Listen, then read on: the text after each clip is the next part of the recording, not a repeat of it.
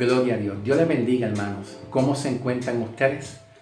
Bien, gloria a Dios, qué bueno. Vamos a ir a Romanos capítulo 4, versículo 2 en adelante. Dando gracias a Dios por la salvación, que es lo más importante. Dios nos libró a nosotros de la condenación venidera para lograr un objetivo, para lograr algo. Es que nuestra alma y nuestro espíritu sean librados de la condenación. Y al nosotros ser librados de la condenación eternamente, eso provoca en nosotros temor reverente y gratitud a Dios, para lograr nosotros tener una salvación en el día de la venida de Cristo, que viene siendo el rapto para su iglesia en Cristo Jesús. Por eso es que alabamos a Dios, y el propósito de la alabanza y la adoración a Dios es una. Gracias, Señor, por lo que tú hiciste en la cruz, por librar mi alma de la condenación. ¿Por qué? Porque la gracia de Cristo indica que nosotros estábamos muertos en delito y en pecado, y un muerto no tiene vida para hablar con Dios y tomar decisiones, porque su espíritu está muerto y está lejos de Dios. Nosotros estábamos lejos de Dios, sin Cristo, sin esperanza y sin Dios en este mundo. Como dice Pablo en Efesios capítulo 2, versículos 1 y 2. Estábamos muertos. Viene Cristo, nos da la vida de Cristo, la vida en nosotros. Entonces, cuando tenemos la vida, respondemos. Y lo que respondemos a Dios es gracias por darme la vida. Gracias por tú dejarte conocer. Porque si no tenemos la vida de Cristo, no podemos conocer a Dios y darle gratitud a Dios.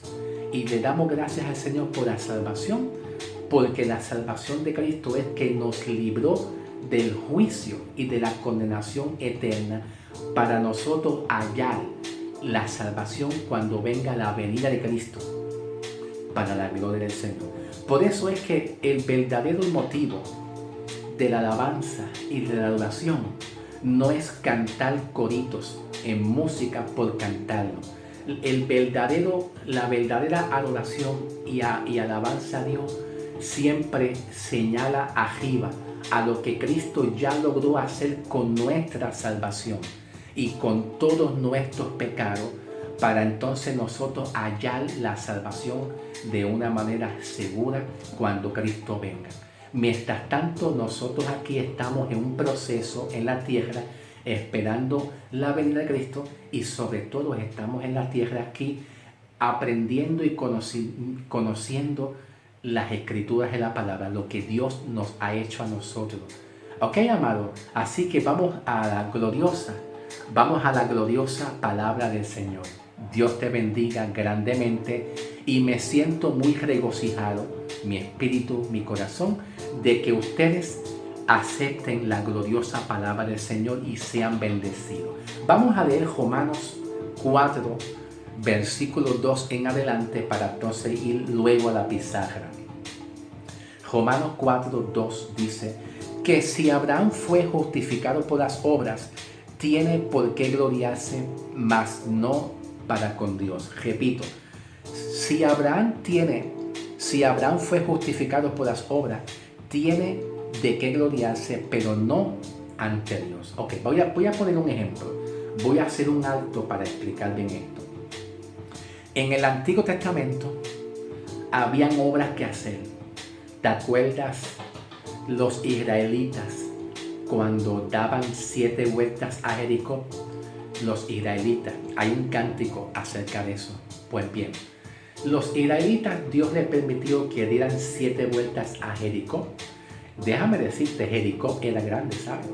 Jericó era bien grandote, bien grande, ancho y largo.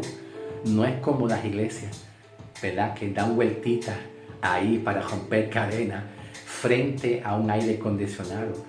Allá en Israel, Jericó, ellos estaban bajo el sol, y era grandísimo, dar 7 vueltas, porque así fue el diseño. Así fue el diseño y el modelo de Dios para la antigüedad, en la cual allí no había iglesia formada todavía. Ese fue el modelo y el diseño que Dios preparó. Nosotros tenemos que adaptarnos al diseño y al modelo que Dios preparó para nosotros a través de la enseñanza del apóstol Pablo, para nosotros el cuerpo de Cristo, los gentiles.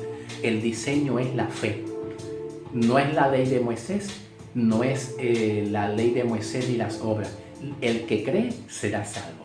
Ese es el diseño. Tú crees, ya eres salvo. De ahí para adelante estamos en un proceso de restauración, de la santificación, ¿verdad? De abandonar ciertas cosas pasadas y esa buena obra, Filipenses 1:6, esa buena obra que Dios preparó para nosotros, ya esa buena obra, ya Dios la preparó a nosotros. La buena obra que Dios empezó en nosotros, Filipenses 1:6, Él la va a perfeccionar. Él se va a ocupar de que lo que Él prometió se cumpla. Dios se va a ocupar de eso. No tengas temor, no tengas miedo. La buena obra que Dios empezó en nosotros, Dios dice, yo me voy a ocupar a que tú seas salvo. A que tú seas salvo. Él es fiel. Él es fiel, aunque nosotros le seamos infiel. Dice la palabra, aunque tú le seas infiel a Dios y le falles y te vayas atrás, Dios permanece fiel en su promesa. Así que aprendamos a honrar el nombre de Jesucristo, como Pablo lo enseñó en Romanos 11:13. A honrar. Pablo dijo, yo honro mi ministerio. Yo honro mi ministerio, honro mi llamado, honro lo que Dios me ha puesto en mis manos para publicarlo, para llevarlo. Pablo dice, yo lo honro, lo valoro, lo estimo. Pablo no contradecía las promesas de Dios. La buena obra que Dios empezó en ti, Él la va a cumplir. Estamos en un proceso creciendo poco a poco y esa obra, que es la promesa de ser nosotros transformados de este cuerpo de muerte que tenemos, este cuerpo que tiene tendencia al pecado, va a desaparecer. La promesa es la salvación. Miremos lo que no se ve. Pablo dice en Corintios que miremos lo que no se ve, porque lo que no se ve es para nosotros. Lo que se ve hoy en día, pues es pasajero. Las tribulaciones, las enfermedades, las discusiones, la depresión, eso es pasajero. Miremos lo que no se ve, que viene siendo la seguridad de nuestra salvación. Y cuando estamos seguros en Cristo, a pesar de las aflicciones, a pesar de las pruebas, Dios nos promete que tenemos una ciudadanía celestial. Te alabamos, Jesús. Te damos gracias. La verdadera alabanza, la verdadera adoración no tiene nada que ver con actos físicos. Tiene que ver con una gratitud de lo que hizo Cristo con nuestra salvación. Amén. De una manera perfecta. Amén. Gloria a Dios. Que si Abraham fue justificado por las obras, tiene por qué gloriarse, mas no para con Dios. Vamos a poner un ejemplo. En el Antiguo Testamento, yo te estoy diciendo un ejemplo. Dios le permitió al pueblo de Israel dar 7 vueltas para que las cadenas y las aflicciones que ellos sentían se fueran. La iglesia hoy en día acostumbra a dar 7 vueltas, o 10 vueltas, o 20, yo no sé. Se acostumbra a ungir con aceite el templo, los utensilios del templo, a ungir las personas cuando ya estamos ungidas por Dios, a ungir el terreno para separarlo para Dios, para que entonces tengamos seguridad de que estamos bien con Dios. Entonces acostumbramos a hacer todas estas cosas que se practicó en el Antiguo Testamento, que solamente son sombras y figuras de lo que iba a venir. El Antiguo Testamento es sombra y figura de algo que iba a venir mejor, que era Cristo.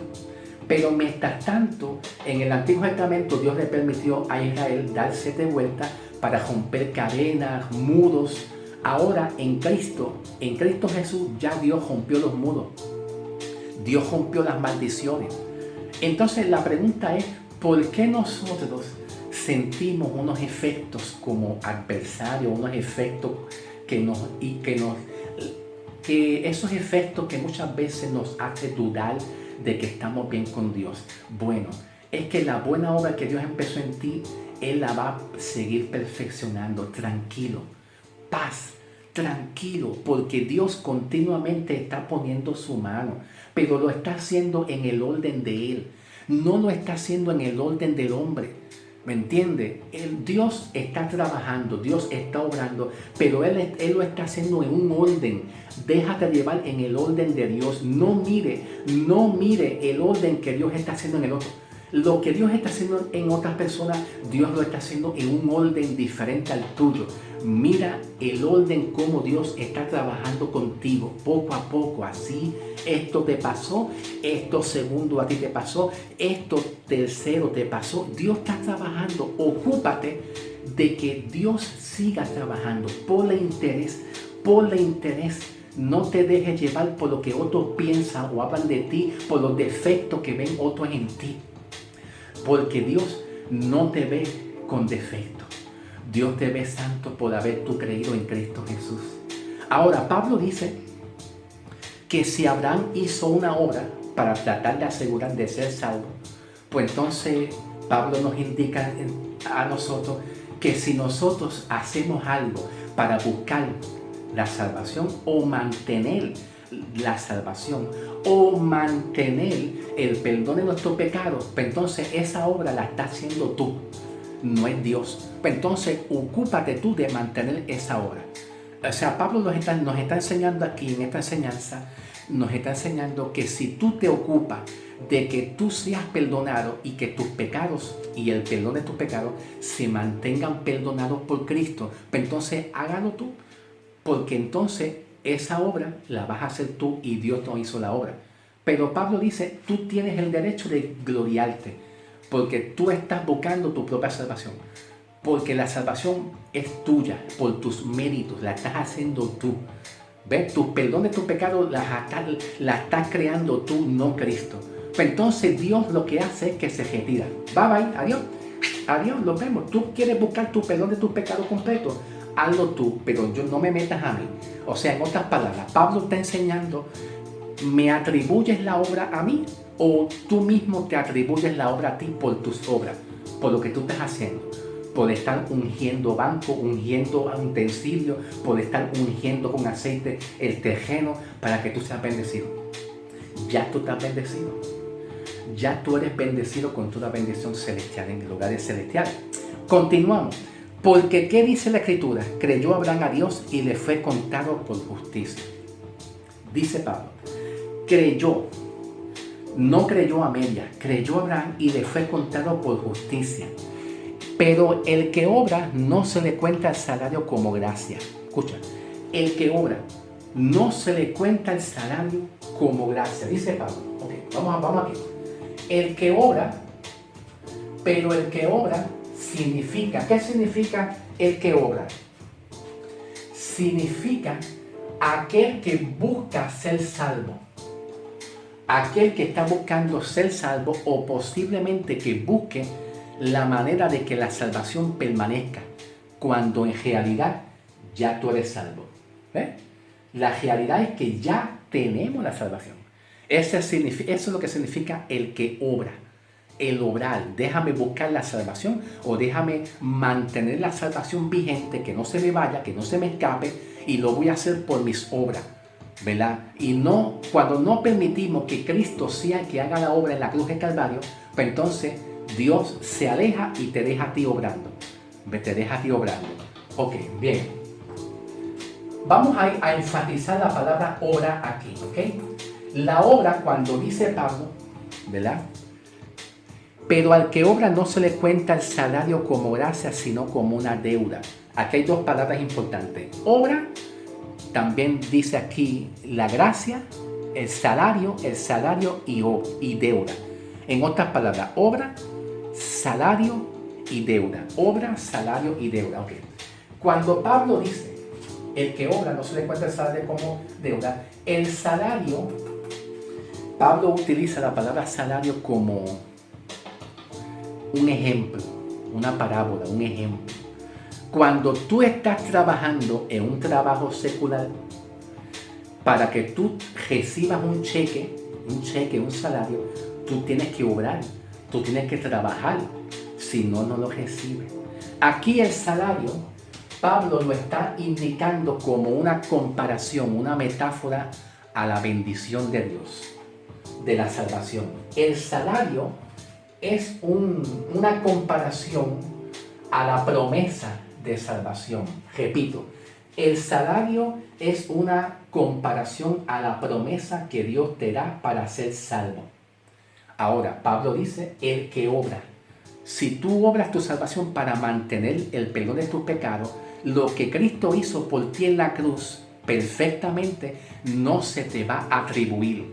Porque tú decides obrar tu salvación, usted decide mantener tu salvación. Usted decide mantener el perdón de tus pecados vigente, para que el perdón de tus pecados no se vaya, para que la salvación no la pierda. Pues entonces lo que Pablo está queriendo decir es que entonces lo que Cristo, el salario que Dios te dio, que es la promesa, entonces tú la tendrías por tus méritos, no es porque Cristo te la dio. ¿Ves? Vamos entendiendo poco a poco, ¿ves? El salario significa la promesa que Él te dio de salvación, sin tú añadir nada, sin tú obrar nada. Solamente tú creíste en el Señor y Él te atribuyó el salario, que es una metáfora, una comparación a la salvación. Eso es lo que Pablo está enseñando. Ok. La palabra gracia significa no obrar, no obrar. ¿Por qué dice que no es obrar? Porque ya Cristo hizo la obra en la cruz. Eso es lo que significa gracia. La palabra gracia no la podemos ver en el punto de vista de algo bueno. Gracias somos salvos. La gracia es la bondad de Dios, hermano. La bondad inclinada a nosotros. ¡Qué lindo! Gracia. No, gracia. Pablo enseña lo que es la gracia en Romanos 11, versículos 4 y 5. Romanos 11, versículos 4 y 5. Si es por gracia, Pablo entonces dice, no es por tú hacer algo para mantener la salvación. Si es por gracia, no es porque tú hagas algo para mantener el perdón de tus pecados. Ya tú eres perdonado. Tus pecados ya son perdonados desde a tiempo atrás, presente y futuro. Ya tus pecados ya han sido perdonados para siempre. La seguridad de tu salvación ya la tienes para siempre. ¿Ves? Y si es por gracia, esa gracia indica que Él hizo la obra, no la hiciste tú. Por eso es que Pablo dice en Romanos 11, versículos 4 y 5, si es por gracia, no es por una obra que tú hiciste. Y si es por obra, Pablo dice, si es por obra, entonces la gracia no sería gracia. Sería que tú te ganaste tu salvación y el perdón de tus pecados por los méritos tuyos, por hacer algo, ¿ok? Entonces, gracia significa no obrar, dejar que Cristo sea el que obre por medio de tu fe, ¿ok? Gracia, no obrar. ¿Por qué? Porque ya Cristo hizo la obra de salvación, de liberarte de la condenación en la cruz del Calvario por medio de la sangre de Cristo. Continuamos. El que obra, ¿qué significa? Mira, el que obra significa que Cristo no te otorgó salvación. Si tú obras, le estás diciendo a Cristo Jesús, a Dios, que tú no me diste la salvación, que la salvación está incompleta, que yo soy capaz de buscar mi propio perdón de mis pecados por mis obras, por lo que yo hago, por ir mucho a la iglesia, por estar ungiendo con aceite, ungiendo el tejero, ungiendo los utensilios, por estar tratando de hacer guerra espiritual. Eso es una obra. La guerra espiritual, cuando se practica, no es bíblico en el tiempo de hoy en día. Lo que fue antes en el Antiguo Testamento, que es sombra y figura de lo que había de venir, ¿me entiendes? Ya es sombra. Ahora lo verdadero es Cristo, que vino a ti y te logró salvar y te logró librar de la condenación ya, y ya tenemos la salvación. Pero en el Antiguo Testamento había que hacer obras. ¿Por qué? Porque fue el diseño y el modelo que Dios preparó para los antiguos. Las promesas que Dios le dio a los antiguos no son dadas a nosotros. Las promesas para nosotros, el cuerpo de Cristo, la iglesia, es la fe. No es la sombra, no es la figura, es Cristo. ¿Ok? Gloria a Dios. El que obra significaría que Cristo no te otorga la salvación. ¿Por qué? ¿Por qué? Porque usted puede obtener la salvación por tus méritos y no necesita creer en Cristo. ¿En qué quedamos? ¿Cree en Cristo o es por tus obras? Pablo dice la fe. Así fue el diseño que Dios preparó para nosotros. ¿Okay? Vamos a hablar de deuda. Aquí la deuda significa el resultado del pecado y de la condenación. La deuda que nosotros teníamos es el resultado de que éramos unos pecadores y merecíamos la condenación. Entonces Cristo hizo un pago a través de la sangre de Cristo para comprarnos y liberarnos de esa deuda. Hizo un pago, nos compró a nosotros para ser siervo y esclavo de Cristo y nosotros no permaneciéramos más siendo esclavos del pecado y de la maldición. Por eso es que Pablo dice aquí, Gálatas 3:13, Cristo nos redimió de la maldición de la ley. ¿Cuál ley? La ley del pecado. Porque la ley del pecado te exige y te dice que tú eres un pecador. La ley de Cristo, en Cristo Jesús, te dice que tú eres salvo y eres justificado. Por las obras tuyas, no, por la obra que Cristo hizo. Tú lo que hiciste es tener fe y Cristo hizo lo demás. Qué bueno, gloria a Dios, ¿ok? Así que dice aquí deuda. La deuda significa el resultado del pecado. Entonces, el resultado del pecado es la condenación. Por eso Pablo dice en Romanos, que la paga de tu pecado es muerte. La dádiva de Cristo es vida eterna. ¿Ok? Entonces, esta deuda significaría que usted mismo se libra de la condenación.